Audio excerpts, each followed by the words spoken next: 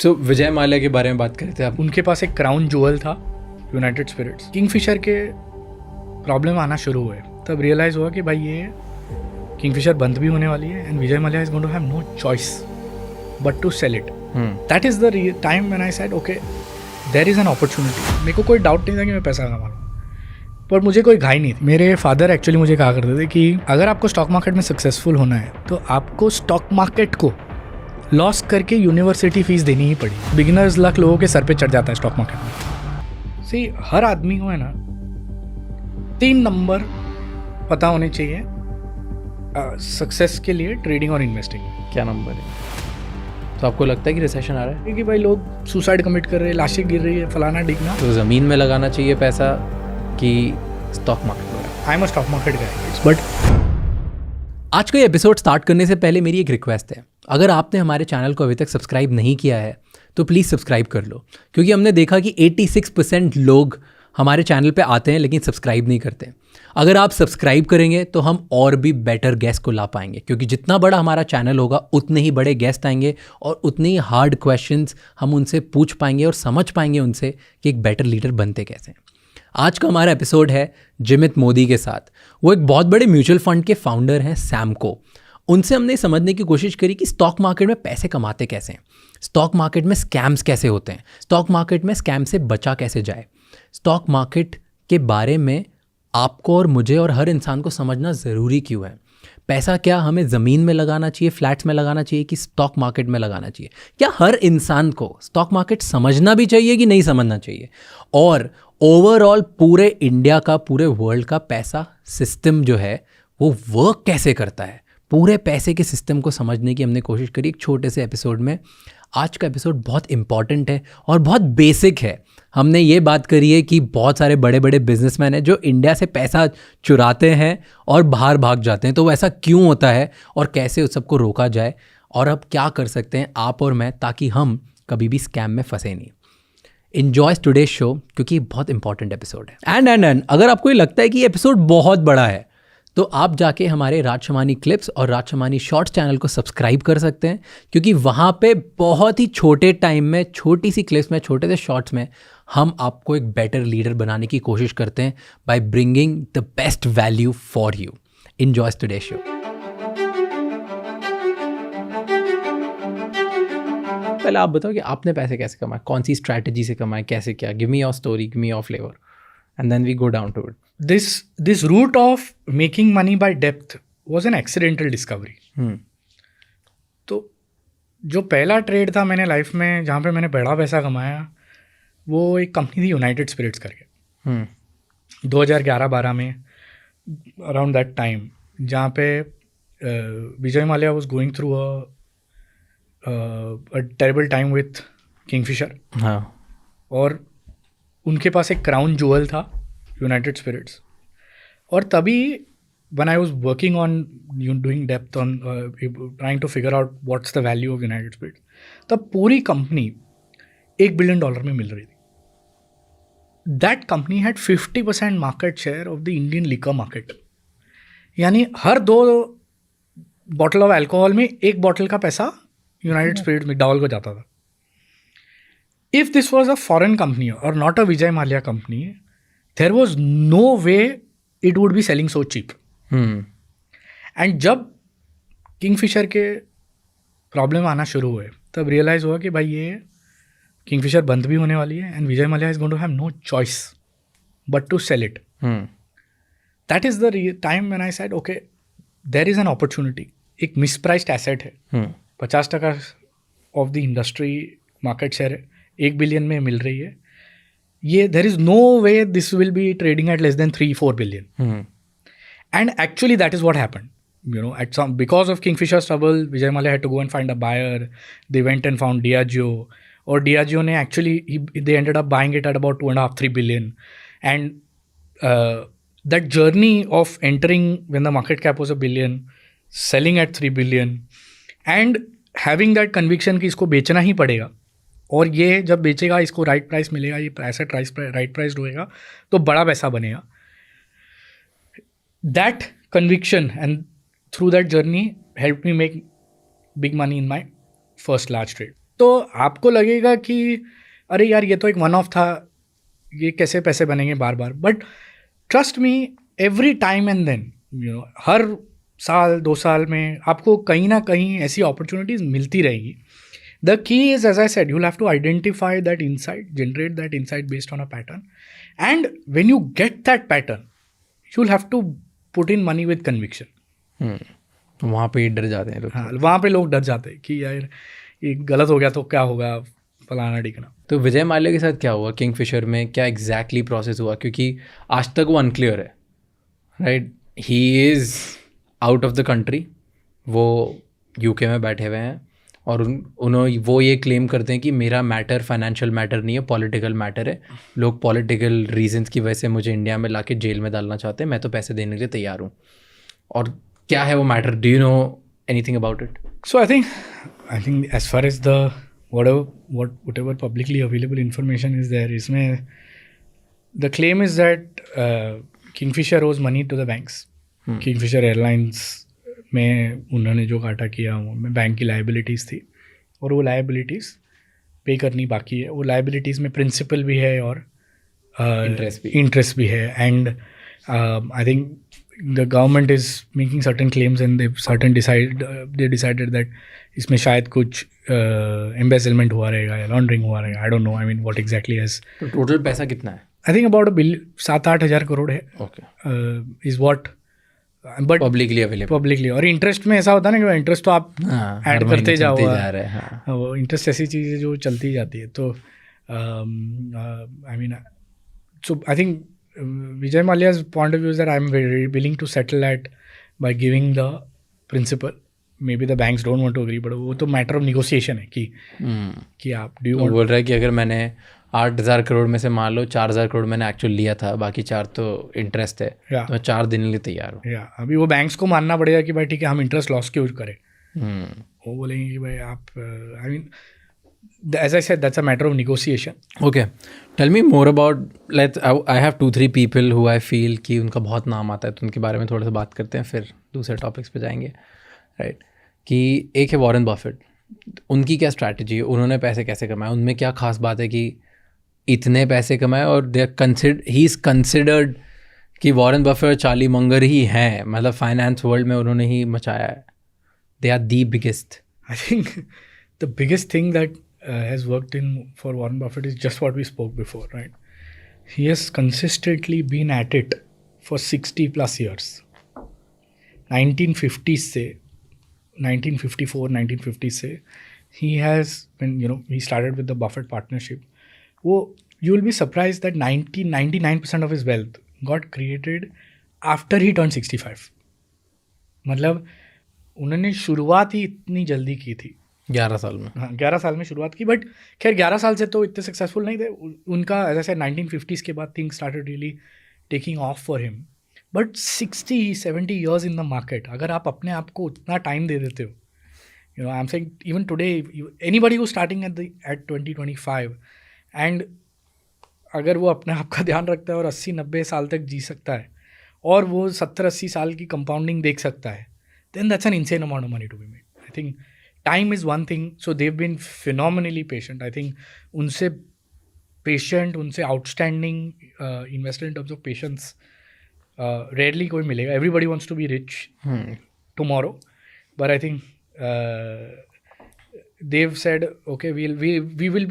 There are a lot of times where Warren Buffett actually said, मेरे को कोई doubt नहीं था कि मैं पैसा कमा लूँगा, पर मुझे कोई घाई नहीं थी. बिलियनर मल्टी बिलियनर तो मैं बन ही जाऊँगा, बट मैं मेरे टाइम पे मरूँगा. तो I will have patience and his strategy was is very clear, right? You buying great businesses at fair prices, that's it. It's a very simple thing. You go out and buy products or businesses which make products or sell services that you use daily, that's it. And you buy them at a time जहाँ कोई या तो कोई उसे देख नहीं रहा है या बहुत early है. No, not early. You don't even need to be early. You'll be surprised. His largest trade, he's made $100 billion in Apple. I think they started buying Apple in 2011, 12, 13. So it was not early. Apple was incorporated in the 1980s. 30 साल बाद लिया. But they bought such a large position and they held held it. Or they actually bought Apple at a time when nobody was looking at Apple. Apple was trading Steve Jobs. Yeah. 13-14 का PE होता था. People used to think ये सिर्फ एक hardware business है. And he said, okay, this is a product that people can't live without. And he went on and bought a fairly large stake. Today, it's a $100 billion gain for him. So, a simple strategy, but as I said, you have to give it that time. You have to give it those 50, 60, 70 years. And as I said, 99% of his wealth got created after he turned 65. Also, do you think कि उनके favour में ये चीज़ work करी जो American story थी? Absolutely. कि America जिस time पे बूम कर रहा था, उस टाइम पे अमेरिका जो कंज्यूम करता है वो सारी चीज़ें वो खरीदते गए, जैसे Coca Cola, I think Taco Bell, नहीं what's American Express. American Express, Coca-Cola, what's his biggest ice cream which he bought? He bought See's Candy. हाँ, कैंडीज ही बॉट, राइट? ऐसे बहुत सारी बड़ी बड़ी कंपनीज जिसमें उन्होंने जिन्होंने मैक्सिमम पैसा कमाया. Apple, then we talk about. तो जब अमेरिका में ये सारे चीज़ें जब बन रही थी, अमेरिकन स्टोरी बन रही थी, जब अमेरिकन ड्रीम पूरा हो रहा था, तब उन्होंने सारी जो नॉर्मल अमेरिका कंज्यूम करता है एट लार्ज, तब उन्होंने वो सारी चीज़ें खरीदी. और उनके लिए वो भी एक फेवरेट पॉइंट था जिसकी वजह से उन्होंने बहुत पैसे कमाया. एंड डू यू थिंक कि अब वो इंडिया में हो रहा है? क्योंकि अब इंडियन ड्रीम, इंडियन स्टोरी अब बनने जा रही है. तो इंडिया में अब जो अगले 20 साल तक होल्ड करके बैठेगा, 25 साल होल्ड बैठेगा आज की कंपनीज को यूज़ करके, do you think that's an opportunity? 100%. I think, Warren Buffett often says that he was successful not only because of the things that he did, but because he was in America at the right place at the right time. And आज अपनी generation के लिए, for us Indians, I think India is in 2023 and in this decade what probably America was in the 1950s and 60s. So this is the golden era for us. I mean, the next 25 years, जो कहते हैं ना अमृत काल, this ये actually अपने लिए एक अमृत काल है आपको. बट अमृत काल में अमृत पीने के लिए, एज आई सेड, इन्वेस्टेड रहना पड़ेगा. इफ़ यू आर इन्वेस्टेड तो आपको अमृत हजम होगा, नहीं तो फिर पानी हजम होगा. तो कैसे बनता है पैसा? आई थिंक इंडिया में अगर आपको स्टॉक मार्केट में पैसा बनाना है तो 2 ही तरीके हैं. तो मैं ऐसा समझता हूँ कि जो 2 तरीके, एक, या तो आप किसी चीज़ में अंदर घुस के डेप्थ से पैसा बना सकते हो, या तो आप कोई सिस्टमैटिक वे में इन्वेस्ट करके ब्रेथ से पैसा बना सकते हो. तो अभी समझाता हूँ एग्जाम्पल कि डेप्थ का मतलब क्या है, ब्रेथ का मतलब क्या है. डेप्थ का मतलब ये है कि आप किसी टॉपिक पे या किसी सब्जेक्ट पे एक्सपर्ट हो. जैसे हो गए फॉर एग्जांपल आप एक स्टील ट्रेडर हो, तो आपको स्टील इंडस्ट्री की समझ है, आपको स्टील इंडस्ट्री की साइकिल समझ में आती है. आप कोई टायर इंडस्ट्री में हो, आप you are an IT services professional, तो आप IT कंपनी में काम कर रहे हो, तो आपके पास कोई स्पेसिफिक सेक्टर या कोई स्पेसिफिक टाइप ऑफ बिजनेस की एक्सपर्टीज़ है, और आपके पास सर्टन इंसाइट्स है जो वो सेक्टर के बाहर वालों को नहीं होगी. जैसे IT वालों को पता होगा कि भाई कब प्रोजेक्ट बढ़ रहे हैं, कब जा रहे हैं, कब डिमांड हो रही है, कब डिमांड जा रही है. सेम स्टील में, आप हर सेक्टर में. अभी आपके पास कोई एक स्पेसिफिक एस्पेक्ट का कोई डिफरेंशिएटेड इंसाइट है, और वो डिफरेंशिएटेड इंसाइट को आप यूज़ करते हो पैसा बनाने के लिए, कि आप सही टाइम पे एंटर कर लिए, सही टाइम पे होल्ड कर लिए, आप साइकिल प्ले कर लिए, तो you can make a lot of money. So having a differentiated insight which allows you to go into depths that others cannot go, that is one serious edge in which people can make money. और ये मैंने कई लोगों को ऐसा देखा है कि जिन लोगों के पास ऐसी एज होती है ना, वो लोग फिर उसी सर्कल ऑफ कॉम्पिटेंस में काम करते हैं. यानी जो अगर कोई बोलता है मैं स्टील ट्रेडर हूँ, मुझे स्टील की साइकिल समझ में आती है, कब स्टील का भाव ऊपर जा रहा है कब, तो वो सिर्फ, मैंने देखा है वो लोग सिर्फ टाटा स्टील, JSW स्टील, यही टाइप के शेयर लेते, उसी में साइकिल में ऊपर में जाते, घुसते और पैसा बनाते, और जब साइकिल टर्न होती निकल जाते. सो ये एक तरीका है पैसा बनाने का. जो दूसरा तरीका है जिसे हम ब्रेथ वाला तरीका है, वो ये कैसा है कि भाई आपके पास कोई स्पेसिफिक सेक्टर की या कोई इंडस्ट्री की इंसाइट नहीं है, बट आपने कोई सिस्टम बना ली है, आपने कोई टाइप की स्ट्रैटेजी ढूंढ ली है, जो आप कोई भी स्टॉक पे, टिपिकली आपने कोई पैटर्न रिकग्निशन करके, अल्टीमेटली स्टॉक मार्केट में पैसा बनाना पैटर्न रिकग्निशन का काम. आप कोई पैटर्न ढूंढ ली, और वो पैटर्न आप रिपीटेबली कोई भी स्टॉक पे आप चलाओ तो उसमें आपको एक मैथमेटिकल एडवांटेज मिल जाता है। वो मैथमेटिकल एडवांटेज अगर आपको मिल गया तो आप पैसा बना सकते हो। पर वो और सारे सेक्टर में सेम होगा almost. Because at the end of the day, see what is the stock market? It is the collective wisdom of humans. Okay, explain more deep. Market क्या है? आप मेरे जैसे हजारों लाखों पार्टिसिपेंट अल्टीमेटली मार्केट में ट्रेड कर रहे हैं, इन्वेस्ट कर रहे हैं। जो प्राइस रिफ्लेक्ट करता है वो क्या है? वो अल्टीमेटली हम सब की कलेक्टिव विजडम ही है जो उसमें रिफ्लेक्ट होती है। तो the price always reflects human behaviour at the end of the day. And humans by nature they are repetitive and they generally leave patterns. मतलब सिंपल हिसाब है ना, अगर अपन बोलेंगे आग लगी है तो हर कोई ह्यूमन का तरीका है कि चलो भागो। तो humans behave in a very certain set pattern manner. If you are able to identify that pattern and if you are able to make a mathematical edge out of that pattern and make money, then nothing can stop you from making money. Fair. और इस पे आपका side income, passive income, इस पे क्या take है? क्योंकि बहुत लोग स्टॉक मार्केट को ट्रीट करते हैं कि यार मैं सिर्फ पैसिव इनकम कमा लेता हूँ, साइड इनकम कमा लेता हूँ। और दुनिया भर में हज़ारों इन्फ्लुएंसर्स, फिनफ्लुएंसर्स या बहुत सारे कंटेंट क्रिएटर, बहुत सारे गुरुज सब ये बताते हैं पैसिव इनकम बनाओ, रातों रात अमीर हो जाओ, तुम्हारे सोते रहोगे और तुम्हारे पास 2 लाख रुपए बैंक में आते जाएंगे।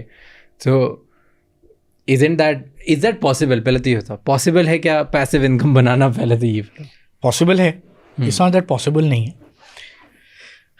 बट एक्चुअली ये जैसे आपने बताया ना, ये पैसिव इनकम, सेकंड इनकम, ये इतना मिसयूज्ड टर्म है, ये इतना इसको लेफ्ट राइट सेंटर मिसयूज किया गया है। So I think passive income stock market में पैसे 2 तरीके से बनते हैं, right?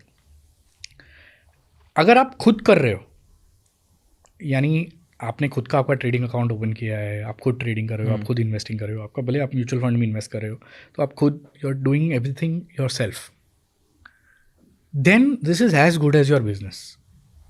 Okay, then you can do it passively, then you are an active participant in the market and you have to do things actively. ये ऐसा हो गया कि मैं दुकान खोल दी, बट दुकान खोल दी तो दुकान में जाना पड़ेगा, कस्टमर अपने आप से नहीं आएगा, माल अपने आप से नहीं बिकेगा, अकाउंटिंग अपने आप से नहीं होगी, यू नो।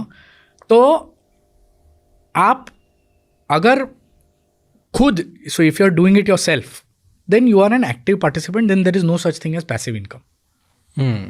एंड अगर आप एक्टिव पार्टिसिपेंट हो और आप इसको पैसिव के जैसा ट्रीट करते हो कि भाई मैं बिना कुछ किए खाली एक दुकान खोल दूंगा, मेरा ट्रेडिंग अकाउंट खोल दूंगा और मेरे खाते में पैसे 2-2 लाख आते रहेंगे, 100% पैसे जाते ही रहेंगे, आएंगे नहीं।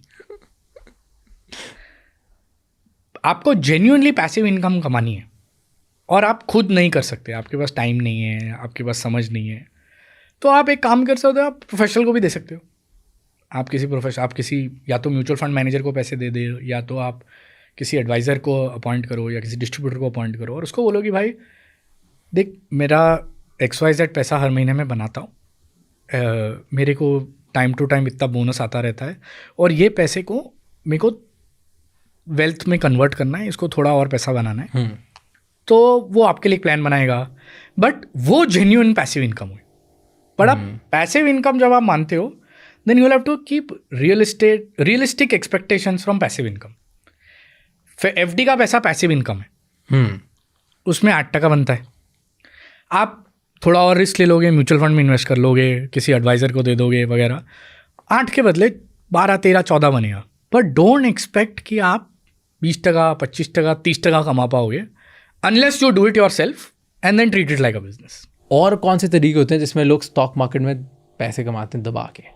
अगर आपके पास डेप्थ वाला तरीका नहीं है और अगर आपके पास उतनी वेयरविदॉल नहीं है, बैंडविड्थ नहीं है कि आप वो तरीके में, तो जैसे मैंने आपको बताया ब्रेथ वाला तरीका, अभी ब्रेथ वाला तरीका जो बड़ा पैसा तरीका है बनाने का, वहाँ पे सो जिसने एक्चुअली ट्रेडिंग और इन्वेस्टिंग में बड़ा पैसा कमाया है, उन्होंने सिस्टम के बेसिस पे पैसा बनाया। एंड व्हेन आई से सिस्टम, सी हर आदमी को है ना 3 नंबर पता होने चाहिए सक्सेस के लिए ट्रेडिंग और इन्वेस्टिंग में। ओके, क्या नंबर है?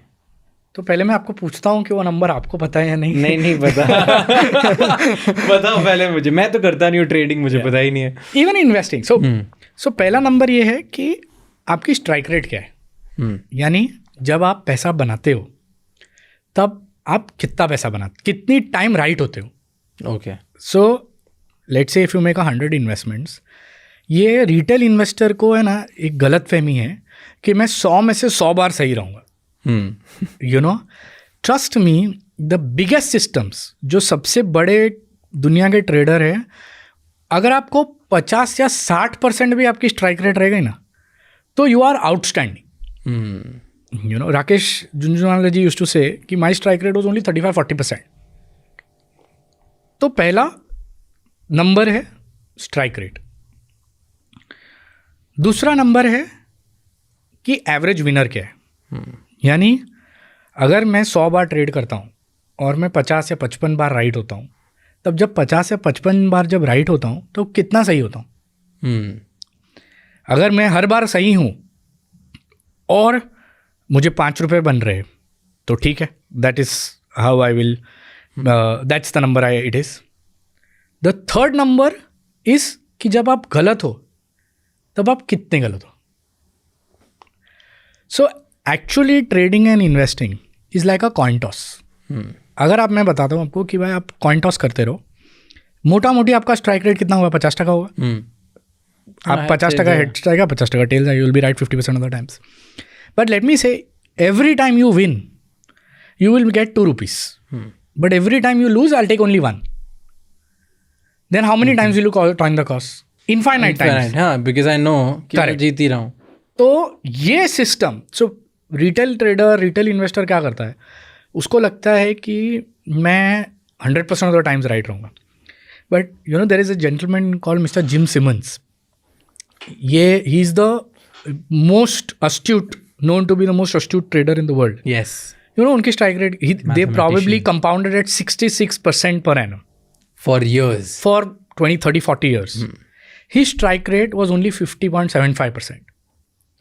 You know, then they used to say कि हम सिर्फ 50.75% times right होते, but when we are right 100% of the times. ऐसा है। So, अगर आपने ये 3 नंबर पे ध्यान रखा और आप ये 3 नंबर को मास्टर कर पाए, रियलिटी में ऐसा होता है। अगर मैं आपको बोलूँगा ना, आपकी जो व्यूअर है वो खुद की अकाउंट में जाके देखेंगे कि भाई मेरा क्या स्ट्राइक रेट था, तो पहले तो किसी को पता ही नहीं होता है। फिर आप किसी को पूछोगे कि आपका एवरेज गेनर क्या था, तो और आपका एवरेज लूज़र क्या था, लोगों का उल्टा होता है। मैंने कई बार लोगों को देखा है कि भाई मैं जब पैसे कमाता हूँ ना, तब सिर्फ 1 ही रुपया कमाता हूँ, और जब पैसे जाते हैं तब 3-4 चले जाते। तो क्यों कर रहा है भाई? तो ये this is formula for disaster. Absolutely. तो ये लोगों को समझ नहीं। And the when I say a breath, you have to build a system where these numbers are in your favour. You have to find a way where even if you right 50-60% of the time, आपने कोई breakout strategy ले ली या कोई भी type की strategy, आपको हज़ारों strategy मिलेंगी, बट वो स्ट्रैटेजी में आपका ये जो 3 नंबर का मॉडल है, this model should help you build a positive expectancy model. And उससे फिर if you crack that, then you can actually make big money. फिर आप 20%, 25%, बट फिर ये धंधे जैसा हो गया, यू नो। एंड जैसा आप कोई रिटेल का धंधा ले लो, आज रिटेल के धंधे में लोग क्या करते हैं कि आप, not all stock get sold at MRP, right? Of course. आपको मालूम है कोई चीज़ 100 रुपये MRP पे है, मैंने को 25 रुपये में मैंने खरीदी है, मेरा 50% माल या 60% माल MRP पे जाएगा, बट 40-50% माल तो मुझे 20-30% डिस्काउंट करके ही बेचना हो, और वो मैथमेटिक्स से भी बट मैं पैसे बना लूँगा। यही टाइप का मैथमेटिक्स ट्रेडिंग के बिजनेस और इन्वेस्टिंग के बिजनेस में भी चलता है। एंड अगर ये मैथमेटिक्स आपको समझ आ गई और ये मैथमेटिक्स आपने क्रैक कर ली, तो then you will be very successful. तो टेल मी वन थिंग, कि क्या हर किसी इंसान को स्टॉक मार्केट में पैसे लगाने चाहिए कि नहीं लगाने चाहिए? सो 100% लोगों को पैसे लगाने चाहिए। कैसे लगाने चाहिए वो डिबेटेबल है। ओके, यानी कैसे लगाने चाहिए? मतलब आप किन दो लोग- तरीके हैं, या तो आप खुद कर लो, बट अगर जैसे मैंने आपको बताया आपके पास कोई सिस्टम है या ब्रेथ इनसाइट है तो आप खुद कर लो और खुद से पैसे बना लो। बट अगर वो नहीं है तो फिर आप जैसे आप हमने बात की कि भाई इंडेक्स फंड में पैसे डाल दो या किसी फंड मैनेजर को पैसे दे दो, किसी एडवाइज़र को या पीएमएस में अपॉइंट कर लो। तो either you do it for yourself or you let a professional handle it for you, but you have to be in the stock market. See, India is one of the biggest stories for the next 2 decades। मतलब अपने पास Raj there is a generational opportunity to make an insane amount of money, you know, and trust me, अगले 2 decade में जितना पैसा पिछले 3-4 decade में नहीं बना है उससे कई ज़्यादा पैसा एब्सोल्यूट टर्म्स में will be made in the next 2 decades।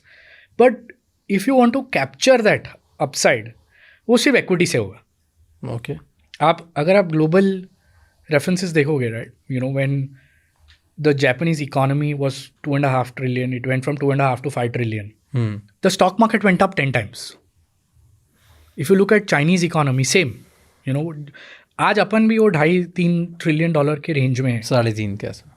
तो 3 ट्रिलियन डॉलर की जो जर्नी अपनी 5 ट्रिलियन होगी, आई think the amount of money the globally stock markets in the world, wherever economies have grown, I mean, there are few cases, the US, Japan, China, etc. The maximum money in the stock market has been made while this journey was being carried on by the economy. तो ये play तो करना ही है आपको equity में और stock market में, opportunity पैसा तो डालना ही है। कैसे डालते हो, एज आई सेड, वो आपके ऊपर। इनसाइट था which I got it from one of the biggest trading houses in the country कि 90-95% लोग ट्रेडर्स जो होते हैं वो पैसे बनाते नहीं स्टॉक मार्केट पर, गवाही देते हैं। 5%, 10% कुछ लोग हैं, इनफैक्ट और कम है, जो एक्चुअल इंडेक्स को बीट कर पाते हैं और पैसे बनाते हैं। नहीं तो 90-95% लोग इंडेक्स को बीट नहीं कर पाते। तो फिर खुद करें क्यों जब पता है मैक्सिमम चांसेस नहीं है। सो इसीलिए actually you are bang on, you know, हमने very recently we launched a mission, something called as mission is the index. इसी पॉइंट ऑफ व्यू से कि भाई 80-90% लोग जो इंडेक्स का 10-11% बन रहा है वो भी नहीं बना पाते। तो वो मिशन इज द इंडेक्स का फंडा ये है कि भाई आप एक प्लेज ले लो कि या तो मैं 10-11% से ज़्यादा कमाऊंगा अगर खुद करूंगा तो, और अगर मुझसे 10-11% नहीं होगा तो मैं ट्रेडिंग बंद कर दूंगा और या तो एक प्रोफेशनल फंड मैनेजर को पैसे दे दूंगा या इंडेक्स फंड में पैसा लगा दूंगा।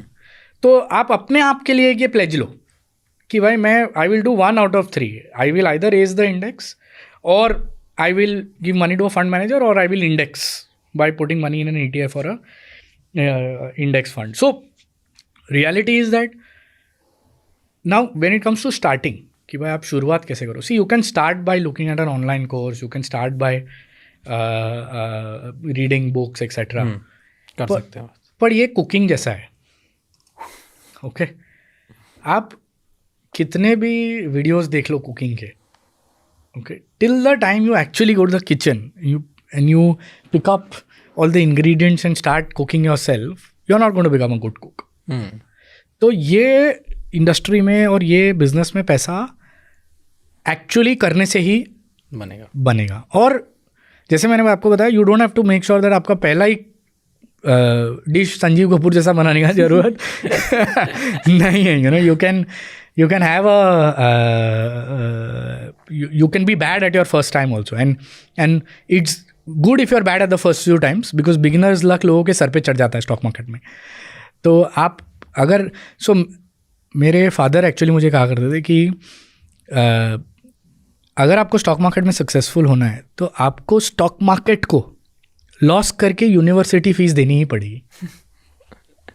मैंने कई लाख रुपए एक्चुअली नुकसान किया है खुद से, और वो मेरी फीस रही है to education the school of the stock market कि भाई वो मेरा, बिकॉज अदरवाइज तो इसमें कोई ऐसा इंस्टीट्यूट नहीं है जहाँ आप जाके डिग्री ले सकते हो। तो आप जो पैसा गंवाते हो वही आपकी डिग्री है, वही आपको, एंड वो जब तक आप करोगे नहीं तब तक होगा नहीं। सो आप शुरुआत कहीं से भी कर लो, आप किसी इन्फ्लुएंसर का वीडियो देख लो, आप कोई ट्रेडिंग कोर्स कर लो, आप कोई इंस्टीट्यूट जा लो, वो सब आप शुरू कहीं से भी कर लो। बट ऐसे सेड अल्टीमेटली तो आपको खुद को, मार्केट को वो फ़ी देनी ही पड़ेगी। और वो जब आप फी दे दोगे और वो आप जो आपको सीखने मिलेगा, that will transform your trading and your investing and that will help you become far more successful, far more successful. Okay, तो अब जो मेरे जैसे लोग हैं, मैं मेरी लाइफ में दूसरी चीज़ें कर रहा हूँ तो मैं बहुत बिजी हूँ, बट मैं उनसे थोड़ा बहुत पैसे कमा रहा हूँ। अब मुझे वो लेके इन्वेस्ट करना है, ठीक है, तो मैं फ़ंड मैनेजर ढूंढता हूँ। तो मैं कैसे मानूँ कि कौन सा फ़ंड मैनेजर राइट है, उसके क्या तरीके होते हैं? क्योंकि I will give an example. मैंने 2 साल पहले एक फ़ंड में लगाया, एक PMS ढूंढा और अच्छा खासा पैसा लगा दिया उसमें मेरा। और जितने मैंने पैसे लगाए, मैं उनका बहुत बड़ा नाम है, पहले तो बहुत नाम है, बहुत जानते हैं लोग उन्हें, हर जगह उनके वीडियोस, उनकी बुक्स, हर जगह लोग काफ़ी उनको मानते भी हैं। और मैंने लॉस किया 23%। मेरा एब्सोल्यूट नेगेटिव था -23%। इन अ PMS जो सारी ब्लू चिप कंपनीज में लगाता है, उस PMS में जो इंडेक्स जैसा था ऑलमोस्ट, उसमें मैंने -23% लगाया after getting all the good reviews, कि उसके बारे में सारे अच्छे रिव्यूज़ थे, उनकी आइडियोलॉजीज अच्छी लगी, उनको सुनने कन्विक्शन बहुत स्ट्रांग था, सब होने के बाद -23% हुआ। तो ऐसा कैसे होगा? वो तो ठीक है कि जो -23% मेरा यहाँ हुआ, दूसरी जगह जहाँ मैंने पैसे लगाए तो वहाँ बढ़ गए, तो मुझे इतना फ़र्क नहीं पड़ा। बट अगर मैं सारा पैसा यहीं लगा देता जो मैं लगाने वाला था, तो मेरे लिए एब्सोल्यूट लॉस हो जाता। सब सही रिव्यूज़ होने के बाद भी हर 2-3 साल में अगर पैसा माइनस हो जाएगा तो क्या मतलब है? तो कैसे चूज़ करो कि कौन सा राइट बंदा है? सो आई थिंक पहले तो जो आपका टाइम होराइजन है वो गलत है। If you are taking equity exposure और आप सिर्फ 2 साल में देखते हो इसको, या 2-3 साल में रिव्यू करते हो, तो ये गलत है। बिकॉज इक्विटी मार्केट में my view is very clear. अगर आप 5 साल का व्यू नहीं ले सकते ना, तो आपको यहाँ आना ही नहीं चाहिए, पहली बात। So you have to be patient from a 4-5 year point of view. So there is a global math and global stat that says that अगर आप इक्विटी में 1 साल का व्यू लोगे, you will be right only 60% of the times. 40% time आपका पैसा जाएगा ही। Okay, but अगर आप 5, 10, 20 साल का व्यू लेते हो तो द स्ट्राइक रेट इज़ 100%। तो अगर आप जो भी आपने PMS मैनेजर को पैसा दिया है, if you stick with the method for a 5, 8, 10 year period, you will make money. You don't have to be worried about it. और ये उतार चढ़ाव होता रहेगा, ये 100 का 20 भी होगा। In fact I have seen so many times in fact some of the best mutual funds that are available in India, I'll not name them, but there have been funds जो 10 रुपये थे जिसकी NAV, जो 5.5 रुपये हो गई थी, और आज 50, 80, 100 रुपये भी हो गए।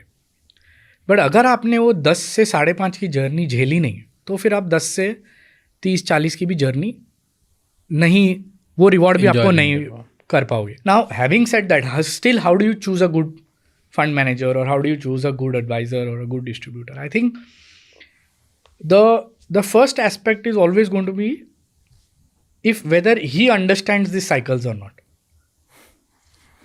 and what is the time horizon that he is asking you for money. I mean, it is a big red flag if somebody is asking you to put money in equity just for a year or 2 years. तो वो एक बहुत बड़ा red flag. अगर आपको ऐसा कोई आदमी मिलता है कि भाई 1 साल में पैसा ले 30-40% बन जाएगा इक्विटी, तो भाई इससे दूर भागो, you know. So I think that is one red flag. Second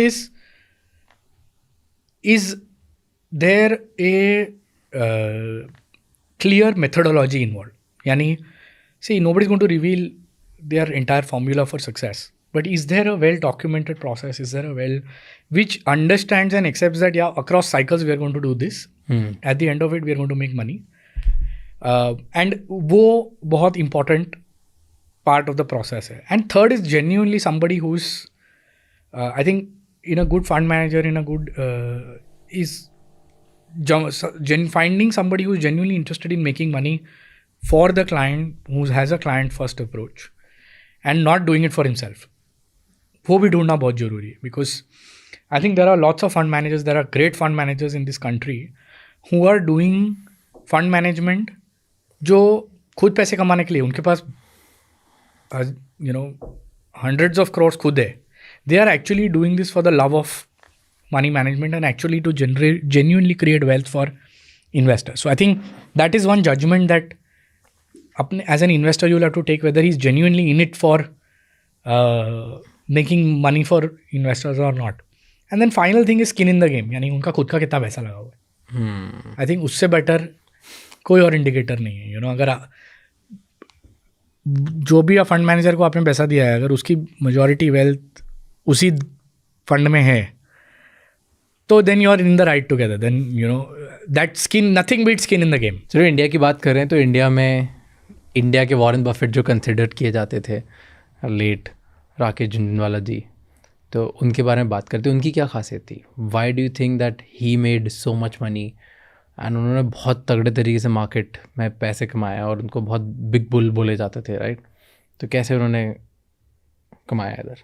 There are lots of other people who made money in that period and they made a lot of, but Rakesh ji की जो एक खासियत थी, या what brought him to light was his undisputed love for India, and he was like an eternal bull on India. Today I think the biggest achievement for Rakesh ji probably would not be that he's a multi-billionaire, but I think he's a Padma Shri. For an Indian individual from the stock market to be a Padma Shri, उन्होंने never has he said one bad thing about India. He has always been such a big believer in India. And ये एक खासियत थी as compared to others, because I think other people, other investors, other traders at some or the other point of time उनको शायद कोई pessimism हो जाता होगा इंडिया के लिए. वो सोचते होंगे अरे गवर्नमेंट स्टेबिलिटी नहीं है, we are still a backward nation, I think infrastructure नहीं है, फलाना डिगना. But Rakesh ji had raw bullishness, and I think that raw bullishness and that optimism for India worked in his favor as compared to anybody else. Because अपन हर कोई कभी ना कभी तो negative हो ही जाते हैं कि अरे ये कोई इलेक्शन हार गया, वो कोई इलेक्शन जीत गया, गवर्नमेंट स्टेबिलिटी नहीं है, इंफ्रास्ट्रक्चर ठीक नहीं है, रिसेशन आ रहा है, फलाना आ रहा है, डिगना आ रहा है. तो but through, and I am sure, since 1985 he saw the Harshad Mehta, Ketan Parekh, Rajaram, global financial crisis. But every time, and I think that is a case study for every retail investor and trader, कि आप हर बार जाओ उनकी interviews देखो, he has been always bullish about India, especially in the stock market. ये एक बहुत interesting चीज़ मैं आपको बताऊँगा. Being negative, being pessimistic is seen as a sign of expertise. लोगों को ऐसा लगता है कि आप थोड़ा नेगेटिव बोल दो, आप कोई कॉशन बोल दो, कंजर्वेटिव रहो थोड़ा, आप थोड़े बेरिश रहो, और आप लोगों को बोलो कि देन आप बोलो कि भाई बड़ा क्रैश आने वाला है, यूएस रिसेशन आने वाला है. It's very fashionable, it's very very fashionable, and it makes you sound like an expert, and that gives you a perception of expert. But I think, as I said, irrespective of any time frame that you look at, any time in market that you listen to Rakesh ji's interview, he has always been bullish. तो आपको क्या लगता है, अभी हम इतनी बात कर रहे हैं बुलिश बेरिश की, और काफ़ी लोग अभी बोल रहे हैं कि अभी है ना पूरे ग्लोबल रिसेशन आने वाला है. हर कोई इसकी बात कर रहा है कि यूएस ने, फेड ने बहुत पैसा छापा पिछले 2-3 सालों में, और फ्री में टेक्निकली वो पैसे बांट रहे थे. फेड रेट्स जो थे वो बहुत कम थे, इंटरेस्ट रेट बहुत कम था, बढ़ गया है, राइट? तो अब पूरी दुनिया में रिसेशन आने वाला है, क्योंकि आज तक सबने बहुत मज़े ले लिए पैसे के, अब इतना है ही नहीं, राइट? जिस हिसाब की हम बातें कर रहे हैं, ऑप्टिमिज्म की बात कर रहे हैं, अपॉर्चुनिटीज़ की बात कर रहे हैं, जॉब्स की बात कर रहे हैं, हर चीज़ ओवर प्राइस्ड है, ओवर प्राइस्ड में लोगों ने खरीदी, एकदम बूम आया, अभी एकदम नीचे गिरने वाला है. तो आपको लगता है कि रिसेशन आ रहा है? सी, आई डोंट नो रिसेशन आएगा या नहीं आएगा. I think even the US central government or the governor, Mr. Powell also doesn't know whether there's going to be a recession or not. So I am no expert to comment on whether there's going to be a recession or US recession or not. But I think being a participant of the stock market, I have mentally accepted the fact that हर 10 साल में एक बार ऐसा होगा जब market 50% गिरेगी, हर 2 साल में या 3 साल में एक बार ऐसा होगा जब मार्केट 20-25% गिरेगी, और हर साल में 5-10% का एक ड्रॉडाउन देखने मिलेगा. I have mentally accepted this and this is a part of my game and this makes my life very easy. कि रिसेशन आए ना आए, I know for a fact कि भाई मेरे को हर डेकेड में एक बार 40-50% का डाउनफॉल देखने मिलेगा, वो झेलना है मुझे. और वो and if you see history, you know, humans have a fantastic tendency. Whenever our backs are against the wall, we bounce back very well. Same, US recession आएगा भी, तो there will be enough and more that will be done by governments in the US as well as globally to make sure that the bounce back is as fast or as efficient as possible. तो वो fear में रहना कि recession आएगा, इसके लिए मैं अभी माल नहीं लूँगा या अभी पैसे नहीं इन्वेस्ट करूँगा और बाद में देखूँगा, वो फियर में रहोगे तो फिर आप रह जाओगे. और लोग नहीं बोलते कि इस टाइम पे होल्ड करके रखो, डालो मत पैसे मार्केट में क्योंकि आने वाला है, और उसके चक्कर में तुम होल्ड करके रखते हो थोड़ा टाइम तक, 1-2 साल रुक जाओ फिर डालना, इकट्ठा करो. अभी cash is king in this market बोलते हैं ना लोग कि इकट्ठा करके रखो, कैश रखोगे अपने पास तो किंग रहोगे तुम मार्केट में, इक्विटी से मत डालो, तुम डाउन हो जाओगे. तो इसमें क्या लगता है? So cash is king, I agree. Only if you have the jigger of a king, कि when the recession or the fall actually happens, you deploy the cash. अक्सर क्या होता है, let's assume, आपको भी let us assume that we had foresight and we say कि मार्च 2024 में recession आया, markets have fallen 30% and you've been waiting on cash for that moment. How many people have the jigger to deploy money in March? That is the big question. कि आप जब panic होता है ना और जब बाजार 20-30% गिरती है ना, तब ऐसा माहौल बन जाता है कि आपको लगेगा कि यार ये तो 50% गिर जाएगी और गिरेगा. फिर जब 50% गिरती है ना, तब आपको ऐसा लगता है यार अब लोग ऐसा इतना डरा देते हैं कि अरे ये तो 70% गिरेगी.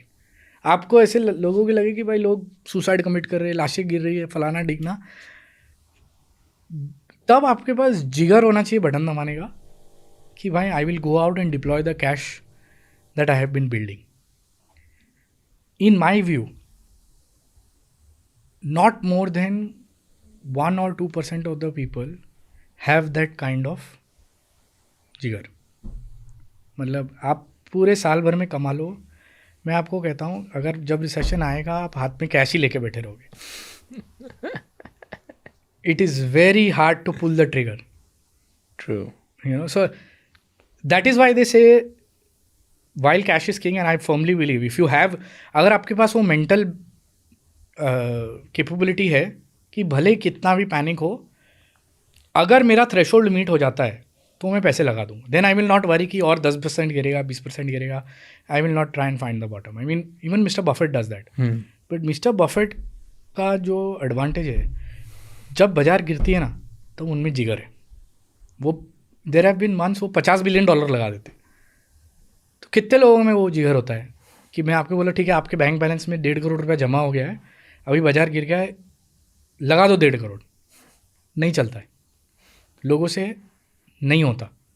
इसीलिए लोग बोलते हैं कि भाई आप इन्वेस्टेड रहो, थोड़ा बहुत कैश रखो, थोड़ा बहुत खेलते रहो, बट 80-85-90% तो इन्वेस्टर रहो. इसके लिए बहुत सारे एडवाइजर्स भी आपको बोलेंगे कि भाई आप टाइम नहीं कर पाओगे, आप STP कर लो. यू नो, आपके पास 1 करोड़ रुपये, आप 1 करोड़ या तो कोई टाइप ऑफ टाइमिंग वाला STP कर लो, so that at least you are discipline से investing in the markets. You are not waiting and then, नहीं तो फिर आप कैश पे बैठे रह जाओगे. नाइस. पर एक इंटरेस्टिंग, रिसेंटली मैं एक रिसर्च पढ़ रहा था, टेल मी हाउ ट्रू और फॉल्स इट इज़, राइट, कि जब भी US मार्केट नीचे जाता है रिसेशन में, तब south east market, India market बढ़ता है. ऐसा कभी देखा है कि हर US के रिसेशन के बाद इंडिया मार्केट में बूम आना स्टार्ट होता है? Yeah. So there have been there is enough and more evidence to show that bull markets in India have preceded US recessions. तो आप 2001-2 में देख लो, US में जब 9/11 हुआ, there was a tough time, उसके बाद India had a fantastic bull run.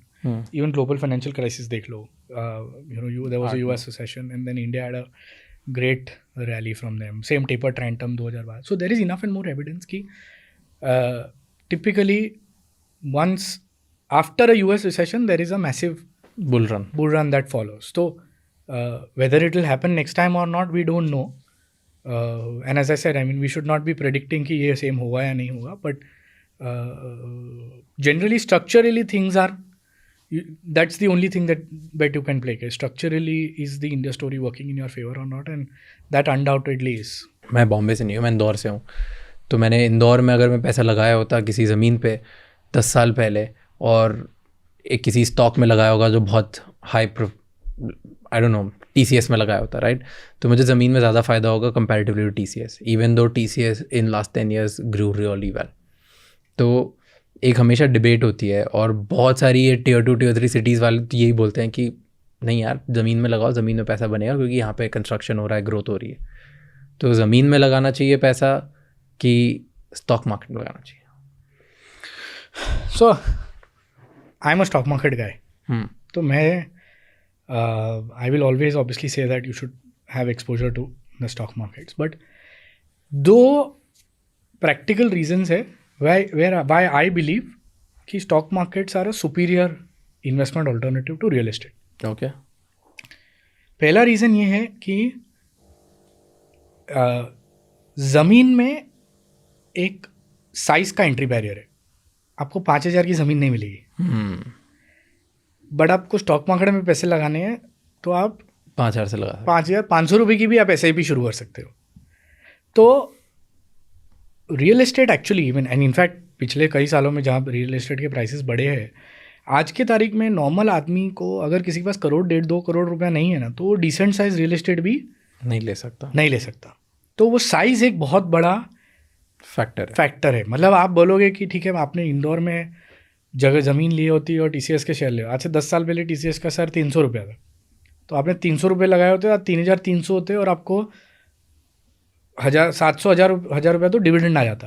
आप 300 रुपये में ज़मीन तो नहीं ले सकते. आप 3 लाख में भी शायद ज़मीन नहीं ले पाओगे, बट आपने 3 लाख TCS में डाला हो तो 3 का 30 लाख तो हो जाता. So I think that is one major advantage जो स्टॉक मार्केट्स में है, जो रियल एस्टेट में नहीं है.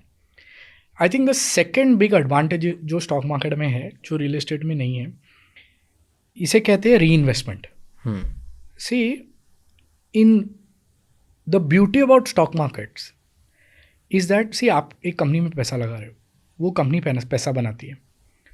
वो जो कंपनी पैसा बनाती है, वो कंपनी ऑटोमेटिकली पैसा री इन्वेस्ट कर देती है दूसरे बिजनेसेस में या ग्रोथ में, जिससे आपकी पैसे की वैल्यू और बढ़ती है. So take for example Reliance started making money from the oil and gas business. उन्होंने ऑयल एंड गैस बिजनेस में उसमें से जो पैसे बनाए, उसका थोड़ा डिविडेंड दिया, बट मेजॉरिटी पैसा रिटेन किया, उससे फिर जियो बनाया, उससे रिलायंस रिटेल बनाया. तो effectively the overall value of the business can keep growing, and this will happen even if you are a single share holder. ये आपके लिए होता रहे. रियल एस्टेट में ऐसा नहीं होगा.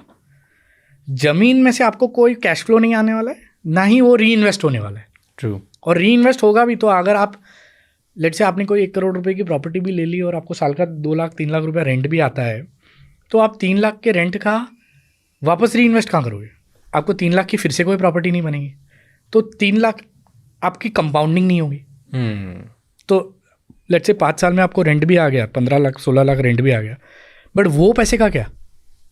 तो your value will only go up of that 1 crore. Compounding will never happen in real estate, but the power of compounding will play out in stock markets. And I think the third biggest advantage in my mind is liquidity. That is the factor. आप इंदौर में आप कभी भी पैसा लगा लो, जब तक आपको आपकी प्रॉपर्टी के लिए, जिसको आपकी प्रॉपर्टी अच्छी लगे, मनचाहा बाहर नहीं मिला, तब तक आप अटक गए. जबकि आपको स्टॉक मार्केट में, मतलब ये पैसा ऐसा है, भले कम हो सकता है, बट अगर आपको ज़रूरत पड़ेगी तो आपको अगले दिन पैसा वापस मिल जाएगा. And what is the use of money if you can't use it when you want it? आपको अगर किसी इमरजेंसी के लिए पैसे चाहिए, आपके पास करोड़ों की ज़मीन क्यों ना हो, अगर आपको एक्चुअल लिक्विडिटी नहीं मिलेगी जब आपको ज़रूरत है तो उसका कोई फ़ायदा नहीं है. Interesting. Thank you so much, Jimit bhai. I hope that we covered a lot of things and I hope you enjoyed. Yeah. Overall, how was the experience? I enjoyed. I mean, I had a great time. I Perfect. hope, yeah. I liked it. I'm glad that we did it. Yeah. बढ़िया चीज़ें सीखने को मिली, काफ़ी interesting takes मिले. मुझे वो take बहुत अच्छा लगा जो आपने वॉरेन बफेट के बाद बोला अबाउट कि अमेरिका स्टोरी के बारे में बोला, फिर इंडियन स्टोरी के बाद बोला, फिर एक बहुत बढ़िया बात बोली आपने कि आप में जिगर होना चाहिए अगर कैश होल्ड करके बैठे हो. फिर जो 50% वाला था कि मुझे पता है हर 10 साल में 50% जाना है. So I love these insight, these just helps me as an individual to think about mental models in a certain way. Yeah. So thank you so much for sharing. Thank you so much, yaar. It is my pleasure. I had a great time doing this. Thank you, sir. Yeah. Thank you so much ये episode and तक देखने के लिए. Please हमें comments में बताओ कि कौन से और टॉपिक्स हैं जिनके बारे में आप जानना चाहते हो, क्या आपकी प्रॉब्लम्स हैं और कौन से ऐसे गेस्ट हैं जो आपको लगता है कि वो प्रॉब्लम सॉल्व कर सकते हैं. क्या वो बिजनेस के ऊपर है, क्या वो वेल्थ के ऊपर है, क्या वो हेल्थ के ऊपर है, क्या वो कंट्री और इंडिया के बारे में है, या वो रिलेशनशिप्स के बारे में. आप हमें बताएंगे तो हम उन गेस्ट तक जाएंगे और उन गेस्ट को इधर लेके आएंगे और आपके क्वेश्चन उन्हीं से पूछेंगे. प्लीज़ हमें कमेंट्स में बताओ and please like, share, subscribe this channel और एटलीस्ट एक बंदे को ये वीडियो भेजो जिसकी लाइफ में इस वीडियो से कुछ चेंज आएगा, क्योंकि एक वीडियो से बहुत आइडियाज़ आ सकते हैं और बहुत सारे आइडियाज़ में से अगर एक आइडिया पे भी आपने जिस इंसान को ये भेजा उसने आइडिया से अपनी लाइफ बदल दी तो बहुत बड़ा इम्पैक्ट आएगा इस कंट्री में. Thank you so much. Until the next episode, keep figuring out.